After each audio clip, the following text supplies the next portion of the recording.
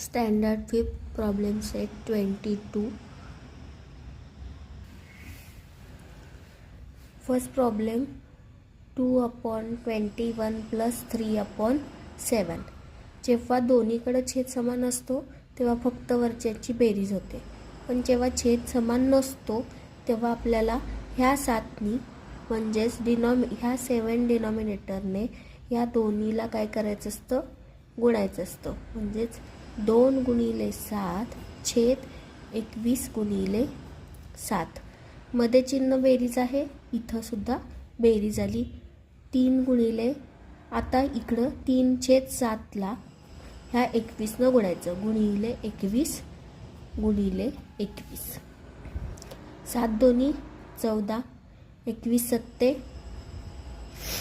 47 अधिक 21 त्रिक 63 147. आता इथं आपल्याला छेद दोन्हीकडे समान मिळाला, फक्त वरच्यांची बेरीज करायची.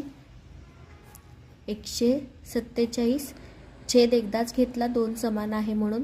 वरच्यांची बेरीज 14 अधिक 63. 4 आणि 3 7, 6 आणि 1 7, 77 छेद 147. नेक्स्ट प्रॉब्लेम बघूया आपण. 2/5 अधिक 1/3. छेद समान करायचा पहिल्यांदा, म्हणजेच ह्या 3 ह्या छेदाला आणि अंशाला गुणायचं, प्लस या 5नी या छेदाला आणि अंशाला गुणायचं.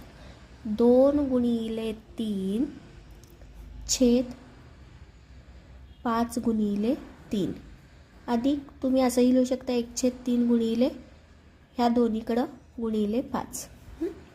2 त्रिक 6, 5 त्रिक 15 अधिक 5 एक्के 5, 5 त्रिक 15. आता 6 अधिक 5 15 छेद समान आला, तो इथे एकदाच लिहायचा 15. अंशात 6 अधिक 5 बरोबर 6 अधिक 5 11 छेद 15. तिसरा प्रॉब्लेम बघूया. 2/7 अधिक 1/2. छेद समान करून घ्यायचा आहे. ह्या 2 छेदाला अंशाला गुणायचं.